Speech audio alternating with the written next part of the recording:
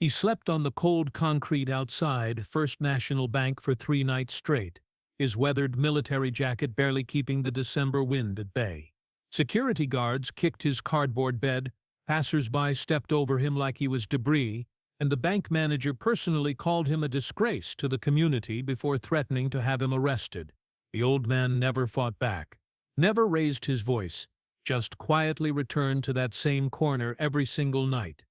But when the sun rose on the fourth morning, that homeless veteran walked through the front doors of First National Bank, not as a beggar asking for mercy, not as a vagrant seeking shelter, but as the rightful owner of the entire building, the land it sat on, and every dollar that flowed through its vaults. Welcome to Veteran Story Life, where we share the untold stories of those who served with honor. Before we begin this incredible story of dignity, perseverance, and ultimate justice, tell me in the comments which city you're watching from today. And if you believe that respect should never be earned through suffering, hit that subscribe button because these stories matter more than you know. The corner of 5th and Main Street in downtown Richmond had seen better days.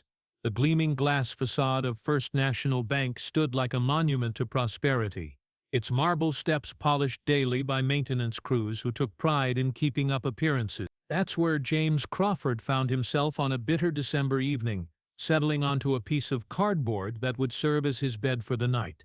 At 76 years old, his body ached in ways that reminded him daily of both his age and his service. The shrapnel wound in his left leg, earned during 2 tours in Vietnam, made sitting on concrete an exercise in quiet endurance. He positioned himself carefully at the corner of the bank building, close enough to the ATM lights to stay visible but far enough from the main entrance to avoid immediate confrontation. His strategy wasn't random. Nothing James Crawford did was ever random. Even now, his mind worked with the precision of a man who had spent decades making calculated decisions. The first night passed with minimal incident. By morning, James had observed the daily routine of everyone who worked in the building. Sarah Martinez, the head teller, arrived every morning at 7:47 a.m. sharp. Michael Foster, the assistant manager, pulled into the executive parking lot at 8:15 a.m. in a silver BMW. But it was Richard Brennan, the bank manager, who would become the central figure in what James had planned. Brennan arrived each day at exactly 8:30 a.m., parking his black Mercedes in the spot closest to the entrance. He was the kind of man who wore his authority like expensive cologne. On that first morning, Brennan walked past James without acknowledgement. The second night brought December rain that soaked through James's military jacket and turned his cardboard bed into gray mush. But he stayed. When Dennis, the security guard, approached him around 2 a.m., James was prepared. "Sir, I'm going to have to ask you to move along," Dennis said, his tone more resigned than aggressive. "Management doesn't want this kind of thing near the building." James looked up slowly, his weathered face calm in the glow of the ATM lights. "I'm not causing any trouble, son, just trying to stay dry." Something in the old man's voice made Dennis pause. "I know, sir, but I have my orders." James nodded once and slowly gathered his possessions. He walked exactly 1 block west, found another doorway, and settled in for the rest of the night. But at sunrise, he was back. By the third day, James had become a fixture that people actively worked to ignore. Morning commuters developed elaborate patterns to avoid walking near him, but James watched everything. He studied the way customers were treated based on their appearance, noting how service improved when someone wore an expensive suit versus a work uniform. And he watched Richard Brennan's daily interactions with growing purpose. It was on the afternoon of the third day that Brennan's character revealed itself completely. Mrs. Eleanor Washington, an 82-year-old woman who had been banking at First National for over 40 years, approached the main counter with a check she needed to deposit. The teller, Kevin, showed visible impatience as Mrs. Washington struggled with the new deposit slip format, her arthritic hands shaking as she tried to fill in the required information. When she accidentally knocked over the penholder, Kevin's exasperation became audible. "Ma'am, maybe you should consider online banking," Kevin said with barely concealed irritation. "It would be easier for everyone." Mrs. Washington's face flushed with embarrassment, but she continued trying to complete her transaction. That's when Richard Brennan approached. "Is there a problem here?"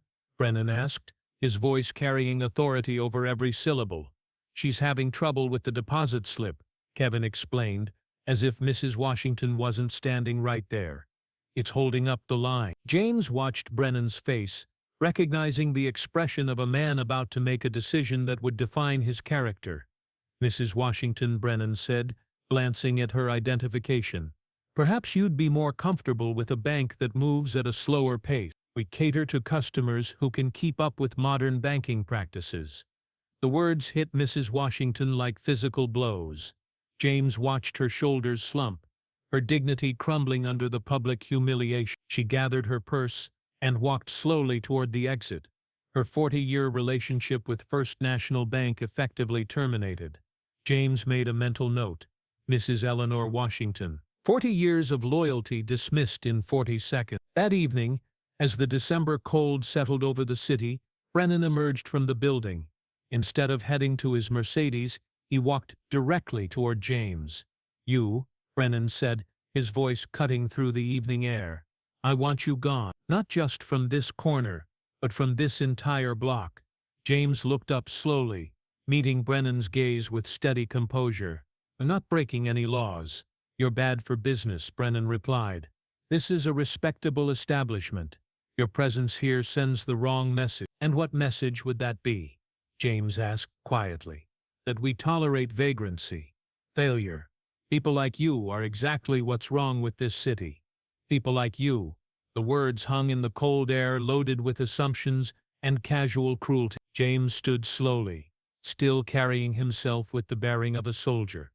"Mr. Brennan," he said, speaking the man's name for the first time. "Tomorrow morning at 9 a.m., you and I are going to have a conversation." Brennan's confusion was visible. "How do you know my name?" "I don't have appointments with people like you." James gathered his possessions and began walking away. "You will tomorrow," he said simply. That night, James didn't sleep on the streets. He checked into the presidential suite at the Richmond Grand Hotel, 6 blocks away. The hotel staff provided him with everything he needed to prepare for the morning ahead. But before we continue with what happened the next morning, let me ask you this. Have you ever judged someone based on their appearance, only to discover you were completely wrong? Have you ever witnessed someone being treated poorly because of assumptions about their worth or circumstances? Share your thoughts in the comments, because what happened next at First National Bank would teach everyone involved a lesson about the danger of making judgments based on surface appearances. At 8:55 a.m. on Thursday morning, James Crawford approached First National Bank for the final time. But this version of James was barely recognizable as the homeless veteran who had been kicked and ignored for 3 nights running. He wore a navy blue suit that had been tailored specifically for his frame, Italian leather shoes that reflected the morning sunlight, and carried a briefcase that looked like it cost more than most people made in a month. His silver hair was perfectly styled, his posture was straight and commanding, and his presence radiated the kind of authority that comes from decades of making decisions that affected entire communities. Dennis, the security guard, was the first to see him approaching. The same man who had asked him to move along just nights before now held the door open with obvious confusion etched across his face. "Good morning, sir," Dennis said hesitantly, clearly trying to reconcile this distinguished gentleman with the homeless veteran he remembered. "Can help you with something?" "Good morning, Dennis," James replied, using the guard's name with casual familiarity. "I have a 9 a.m. appointment with Mr. Brennan and the board of directors. They should be expecting me." Dennis's confusion deepened, but he was trained to treat well-dressed customers with respect, regardless of his personal uncertainty. "Of course, sir. Right this way." As James walked through the lobby, every employee who had ignored him, stepped over him, or wished he would disappear suddenly found themselves staring at a man who commanded attention simply by existing in their space. Sarah Martinez, who had spent 3 days avoiding eye contact, now watched him with obvious curiosity. Kevin, the teller who had shown such impatience with Mrs. Washington, suddenly found himself wondering if he should approach this distinguished visitor. But it was Richard Brennan's reaction that James was most interested in observing. Brennan emerged from his office at exactly 9 a.m., prepared to start another day of treating his bank like a personal kingdom. But when he saw James Crawford standing in the lobby, his confusion was total and immediate. "I'm sorry, sir, but do we have an appointment?" Brennan asked, his voice carrying none of the authority he had displayed the night before. "I don't believe I recognize you," James smiled, expression that carried decades of patience finally reaching its reward. "Oh, but we do know each other, Mr. Brennan. We met just last night. You told me I was bad for business, and that people like me were exactly what was wrong with this city." The recognition hit Brennan like a physical blow. His face went through a series of expressions: confusion, recognition, disbelief, and finally a kind of panic as he realized the magnitude of his mistake. You're, Brennan stammered, unable to complete the sentence. "James Crawford," he said, extending his hand with perfect composure, "founder and majority owner of Crawford Financial Holdings, which as of last quarter owns controlling interest in First National Bank, this building, and the land it sits on." The silence that followed was so complete that the normal sounds of banking business, keyboards clicking, phones ringing, customers talking, seemed to stop entirely. Every person in the lobby was watching, though most still didn't understand what they were witnessing. Brennan's hand shook as he reached out to accept James's handshake. "Mr. Crawford, I had no idea. I mean, if I had known..." "If you had known what?" James asked, his voice remaining conversational but carrying an undertone of steel. "If you had known I was wealthy, if you had known I owned this bank, would that have changed how you treated me? Would that have made the difference between basic human decency and cruelty?" Brennan opened his mouth to respond, but James continued before he could speak. "Because that's exactly the problem, isn't it? Your respect is conditional. Your compassion is reserved only for people you deem worthy based on their appearance or bank account balance. You treated me like garbage not because of anything I had done, but because of what you assumed I was." James turned slightly, addressing not just Brennan, but the growing crowd of employees and customers who had gathered to watch this unprecedented confrontation. "For 3 days I slept outside this building, not because I had to, but because I wanted to see what kind of institution First National Bank had become under current management. I wanted to observe how employees treated people they perceived as having no power, no influence, no value." Sarah Martinez felt her stomach drop as she realized she was about to be specifically mentioned. "Sarah," James said, making eye contact with the head teller, "you've worked here for 7 years. You're competent, punctual, and generally professional with customers. But for 3 days you watched me sleep outside in December weather, and you couldn't spare even the basic courtesy of asking if I needed help." Sarah's face flushed with shame. "Mr. Crawford, I'm sorry. I didn't know." "You didn't know I was wealthy," James corrected gently. "But you knew I was human. You knew I was cold. You knew I was hungry, and you chose to look away because helping me wouldn't benefit you professionally." He turned to Kevin, the young teller who had shown such impatience with Mrs. Washington. "Kevin, yesterday I watched you humiliate an 82-year-old woman who has been a loyal customer of this bank for over 4 decades. Mrs. Eleanor Washington had every right to expect patience and respect, but you treated her like an inconvenience. And you, Miss Brennan, actually encouraged her to leave rather than providing the service she deserved." Brennan's face had gone pale. The implications of his behavior were becoming clear not just in terms of human decency, but in terms of business consequences that would soon follow.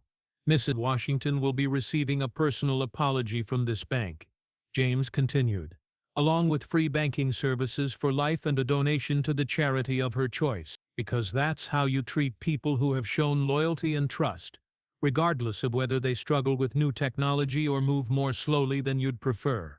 But James wasn't finished. The 3 days of observation had revealed patterns that went far beyond individual incidents of poor treatment. "I've been watching this bank operate for 3 days," he said, his voice carrying across the lobby with the authority of a man accustomed to being heard. "And what I've seen is an institution that has lost sight of its purpose. Banking isn't about marble floors and impressive architecture. It's about serving people, building communities, and treating every customer with dignity regardless of their economic status. He walked slowly toward the center of the lobby, every eye following his movement. "Dennis," he said, addressing the security guard who had been kind but followed orders to move him along. "You were respectful even when you had to ask me to leave. You showed basic human decency even while following policies you didn't necessarily agree with. That shows character, and character has value in this organization." Dennis nodded, clearly moved by the recognition. "But the rest of you," James continued, his tone becoming more serious, "you failed a basic test of humanity. You allowed someone to suffer within sight of your workplace, and you chose comfort over compassion." Richard Brennan finally found his voice, though it came out as barely more than a whisper. "Mr. Crawford, please, if I had known who you were—" James held up his hand to stop him. "Mr. Brennan, that's exactly the point. You didn't treat me poorly because you didn't know who I was. You treated me poorly because you thought you knew exactly who I was, and you decided I wasn't worth basic human respect." The lobby was now filled, not just with employees, but with customers who had arrived for their banking business and found themselves witnessing something extraordinary. Some were recording on their phones, others were simply staring in amazement at the revelation unfolding before them. "I built this bank 32 years ago," James said, his voice carrying the weight of those decades. "I started with a single location and a simple philosophy: treat every customer like they matter. Because they do. I hired employees who understood that banking is a service industry, and service means treating people with dignity regardless of their circumstances." He gestured toward the marble and glass surroundings. Somewhere along the way, this institution forgot those principles. It became more concerned with appearances than with service, more focused on profit margins than on people. James reached into his briefcase and withdrew a thick folder of documents. "These are the results of a comprehensive review I ordered 6 months ago. Customer satisfaction ratings, employee performance evaluations, community impact assessments. The numbers tell a story of an institution that has lost its way." He handed the folder to Brennan, who accepted it with trembling hands. "Brennan, your management style has created a culture where employees feel justified in treating customers poorly if those customers don't meet certain superficial standards. That ends today." But before anyone could respond, James continued with the announcement that would change everything. "Effective immediately, I'm implementing new policies at First National Bank. Every employee will undergo mandatory training on customer service and community relations. We'll be partnering with local homeless shelters and veterans organizations to provide financial services to underserved populations. And we'll be establishing a fund to help customers who are struggling financially, because sometimes people need help getting back on their feet, not judgment about how they fell down." Sarah Martinez raised her hand hesitantly. "Mr. Crawford, what about our job?" James looked at her with something approaching compassion. "Sarah, that depends entirely on your willingness to remember why this bank exists in the first place. We're here to serve people, all people, with dignity and respect. If you can embrace that mission, you have a future here. If you can't, you'll be happier somewhere else." He turned back to Richard Brennan, who was still holding the folder of performance reviews like it might explode in his hands. "Mr. Brennan, you have a choice to make. You can either lead this institution back to its founding principles, or you can find a position elsewhere that better suits your management philosophy. But you cannot continue to run this bank as your personal kingdom while treating customers and community members like subjects who exist for your convenience." Brennan's voice was barely audible when he responded. "What do you want me to do?" "I want you to think about Miss Eleanor Washington," James said quietly. "I want you to remember the 82-year-old woman you humiliated yesterday for the crime of needing help with a deposit slip. I want you to imagine how you would feel if someone treated your grandmother that way. And then I want you to decide what kind of leader you want to be." James closed his briefcase and prepared to leave, but he had one final observation to share. 3 nights ago, I chose to sleep outside this bank, not because I needed shelter, but because I needed to understand what First National had become. What I discovered was that this institution had forgotten the most important lesson in business: how you treat people when you think they can't help you reveals who you really are. He walked toward the exit, but paused near the door to address the crowd of employees and customers who were still trying to process what they had witnessed. To everyone who works here, you have an opportunity to be part of something better. This bank can either continue to serve only people who already have money, or it can remember its mission to serve the entire community. That choice starts with how you treat the next person who walks through these doors, especially if they don't look like your typical customer. And to the customers who had witnessed this confrontation, James had a different message. You've seen what happens when businesses lose sight of their values. You have the power to support institutions that treat all people with dignity, and you have the power to walk away from those that don't. Use that power wisely. Effective immediately, James announced. I'm implementing new policies at First National Bank. Every employee will undergo mandatory customer service training. We'll partner with local veterans organizations to provide financial services to underserved populations, and we'll establish a fund to help customers who are struggling financially. The transformation began immediately. Miss Eleanor Washington received a personal apology and free banking services for life. Dennis was promoted to head of customer relations. Within months, First National Bank had the highest customer satisfaction ratings in the region. But here's what you need to understand. This wasn't about wealth or dramatic revelations. This was about the simple truth that every person deserves basic human dignity, regardless of their circumstances or appearance. James Crawford kept one reminder on his desk after that day: a photo of the cardboard he slept on for 3 nights. Not to remember his wealth, but to remember that respect should never be conditional. The corner of 5th and Main Street still sees homeless veterans from time to time. But now, instead of being ignored, they're treated with the dignity they earned through their service to this country. The moral of this story isn't that every homeless person is secretly wealthy. It's that it shouldn't matter. Treat people well because it's right, not because they might be important. Because the truth is, we're all important to somebody, and we all deserve to be treated that way. Thank you for watching Veteran Storyline. If you believe respect should be freely given, not grudgingly earned, hit that subscribe button. Share this story with someone who needs to remember that kindness costs nothing but means everything. Until next time, remember, the uniform may come off, but the character it represents should last forever.